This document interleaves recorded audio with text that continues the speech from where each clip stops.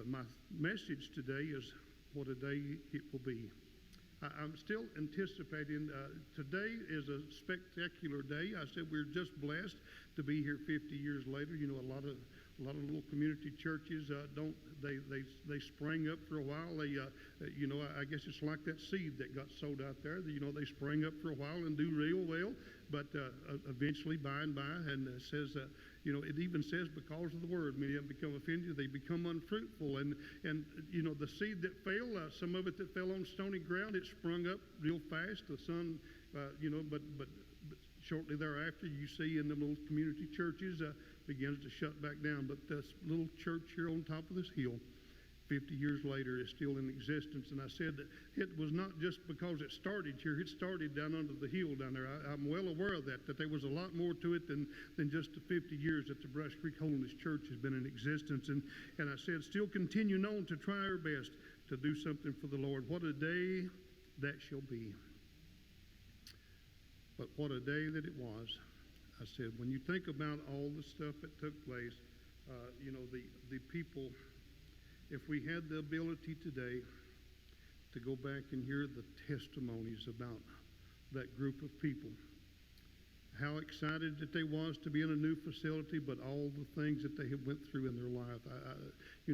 We're living in a blessed nation right now that we don't have a lot of hardships and a lot of troubles simply because of not being able to feed the families and not being able to do the things. We're blessed in our nation today, but still yet it's so easy to take it for granted. But them people, they had to trust and depend upon the Lord. And we're just hearing the testimonies about what they went through and the things that they had suffered and trusted the Lord. Folks, I'll just tell you, we've got the same promise that they had, but we'll have to be able to stand the test of time. If we faint not, we'll be able to, just to enjoy the benefits that's there. What a day that will be versus what a day that was. There's some stuff that I want to share with you. I'm going to flip over from what a day that it was until what a day that will be. Every one of us is anticipating something in the future. I don't know about you, but if you're saved, you have to have the anticipation that there is going to be a better day coming. I see that we're living in troubled times, peerless times, dangerous. We're living in all sorts of things that is taking place in the world that we, have no control over. But we're still anticipating that there is a much better day coming in our future, and seems like in our near future. It used to be kind of, that I don't know that any Christian people that is coming and staying faithful to the Lord can say that our Lord is delayed his coming. Where's that promise that they made? When I got saved almost 50 years ago, the messages that the preachers was preaching, you'd better get right with the Lord is coming back. It'd be easier for me to say, where's that promise that them guys made for me? That tried to put fear in my heart, that I was fearful not to come and give my heart and life to the Lord. My Lord has not delayed his coming. I'll just tell you, when he gets the command from the Father, go get them, he will go get them. They will not be a delay. We can say what we want to, and the sinful world can say what they want to. Our Lord has not delayed his coming. He will come at that appointed time, and I'll just tell you, we can look forward to it, and what we are going to do is what a day that will be. What a day that's going to be. Every once in a while, I begin to sit down and just kind of ponder in my mind, what kind of a day is that going to be when the Lord comes back? I mean, we can kind of block it out of our mind and not give it much thought, but I'm excited every once in a while to think about what it's going to be that is going to be so spectacular that I'm going to go home and to be with the Lord. What a day that is going to be versus what a day that it was. Today, what is today? The day that the Lord has made, he wants us to rejoice and be glad in it, but I'm still anticipating there's a day coming, folks, that I'm looking forward to. What a day that shall be. What a day that shall be, I'll just tell you. And I'm going to give you just a few of the highlights about what kind of a day that is going to be, what I am anticipating that's going to be there. First and foremost, the things that I'm going to anticipate, and first and foremost is what a day that it's going to be. I'm going to get to see Jesus. the one that sacrificed his life, that I could go to the place that he went to prepare for me. You think about that. Can we comprehend that? What a day that's going to be. To think about getting to walk right into the very presence of the Son of God that gave his life for us. What a day that's going to be. That's above my comprehension. It blows my mind to think about what a day that is.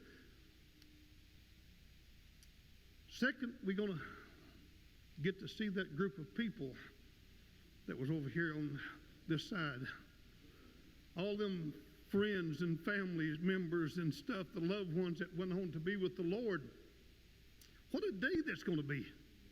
You think about that. I mean, we can sit here, and kind of be sorrowful today because of all the trouble that's going on in the world, but we can also be excited to thinking about what a day that's going to be. What a day that's going to be, that we're going to get to go and see Jesus Christ.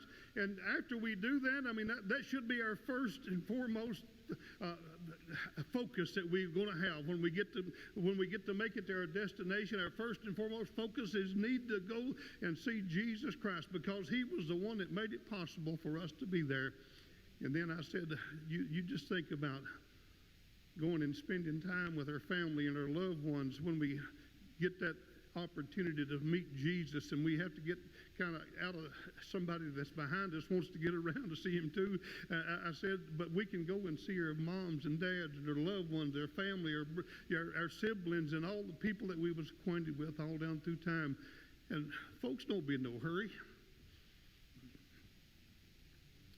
Right now we're looking at the clock right over here, 12 o'clock.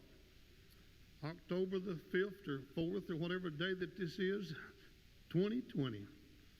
And here we are. We got a few more hours on this day left. There's 12 hours left in this day. And it regulates everything that we do. We have to be in a hurry to get to where we're going. We got to get ready for tomorrow. We got all this stuff to do. Folks, we won't have to be in a hurry there.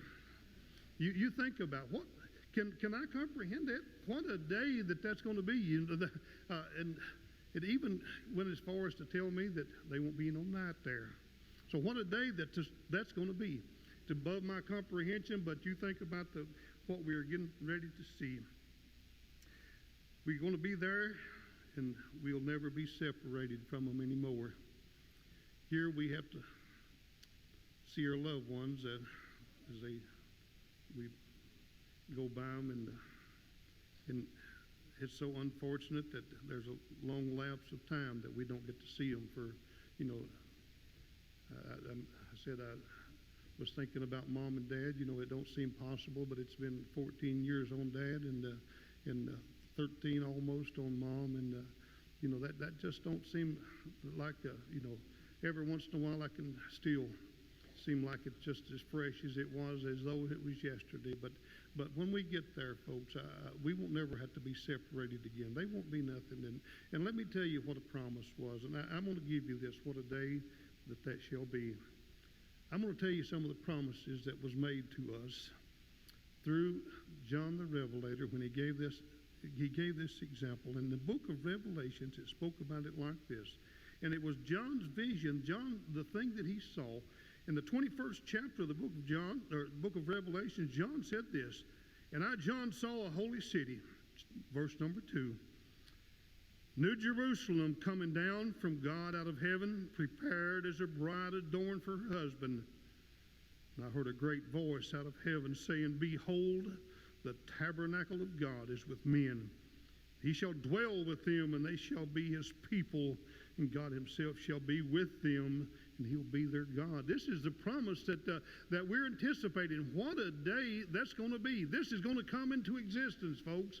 This is finally going to come to pass, and what a day that shall be. And you listen to some of the things that we're anticipating on this day when we get there. And this is what John said. And he said, and God shall wipe away all tears from their eyes, and there will be no more death. What a day that's going to be, folks. It's untelling how many people in the world will die today. That'll be non-existent in this place that I'm talking about on that day. What a day that's going to be. There will be no more death. Neither will there be sorrow, nor crying, neither shall there be any more pain, for the former things are passed away. Folks, what a day that's going to be. Every one of us that's got any age on us at all this morning got up and there was just things that was hurting, just pain, just, and it just becomes a normal life that we're living. But when we get here, what a day that's going to be. We're not going to have to suffer any of this stuff that we're going through today, because he said, I'm going to make things new again. All the old stuff has passed away. The death, the sickness, the suffering, the sorrow, the crying, all that stuff is going to be passed away. And you just think about what a day that's going to be. You just can't even begin to comprehend it, or I can't begin to do this. And this is what he said. He said, he that sat on the throne said, behold, I'm going to make things new. And he said unto me, write, for these words are true and faithful. He said unto me, it is done. I am Alpha and Omega, the beginning and the end, and I will give unto him that is athirst of the fountain of water of life freely. Folks, we're going to get to enjoy that fountain. That when life is eternal, that is the fountain of life. We'll never have to worry about death, and never have to worry about sickness, and never have to worry about hearing all these bad reports about, did you hear about what this one done, or you hear about how bad sick that this one here is. Pap just brought it to my attention. A dear friend of mine, Jim Gaines, we'll never hear that, Pap, anymore. What a day that's going to be. I'll just tell you, we're anticipating it, and this is what a promise was that he said, I will give unto them that is thirst of the fountain of water of life. That water of life that we're going to get, and it's going to be freely flowing right there. And when we feel like that maybe that we're going to, I don't think that there'll be no pain, no suffering there, but we're just going to get to drink from that fountain of life. And it's just going to continue to flow, and we're going to enjoy it. And he that overcometh shall inherit all things, and I'll be his God, and he shall be my son. Folks, what a day that shall be. You just imagine, this little bit of a list of things that was put in this chapter right here. That's just a trinkling of the stuff that's going to be there. It was just a few of the highlights that was put in there. What a day that's going to be. When we're going to get to be able to be in the very presence of Jesus Christ himself. And I'll just tell you, I won't be the one like it was over in the old prophets that said, where did you get them scars? Apparently there's going to be people there that didn't realize what he went through. But I know where he got them scars. They crucified him on a rugged cross. And I'll just tell you, they took his life away from him. I won't have to ask, where did you get those scars? I'm going to say, Lord, thank you for giving your life for me, for sacrificing yourself, that I could come to a place that you have made a promise that we can do. What a day that's going to be, folks. And I'll just tell you, if that don't make you want to go, brother, I don't know what would.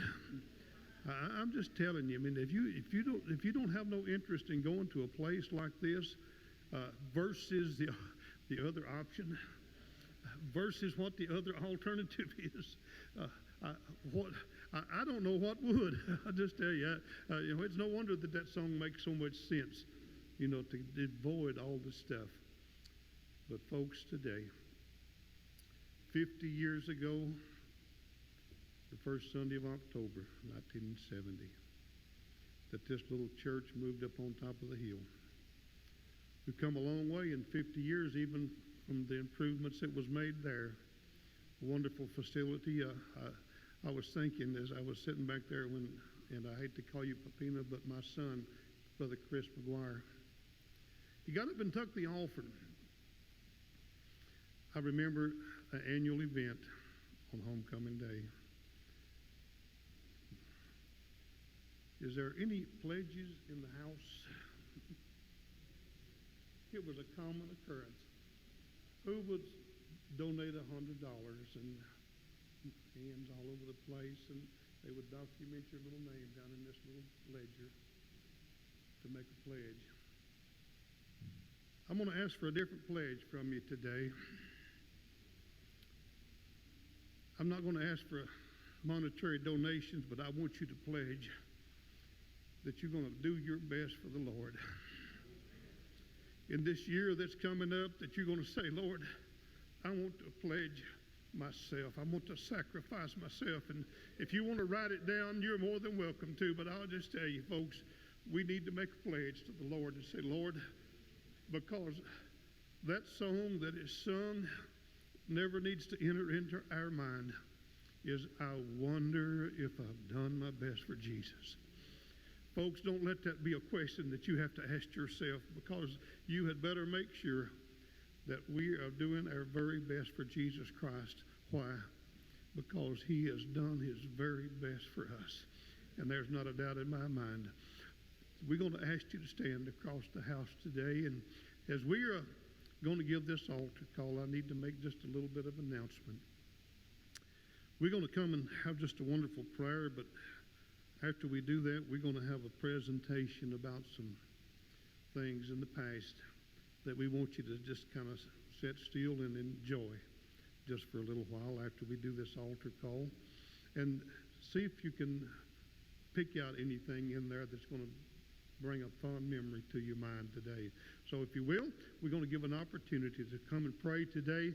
But folks, what a day that this is going to be, that we're everyone anticipating. And I'm looking forward to it today.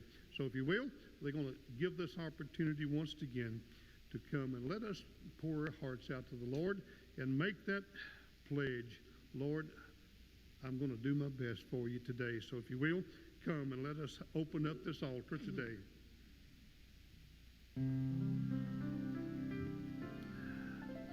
Oh, precious.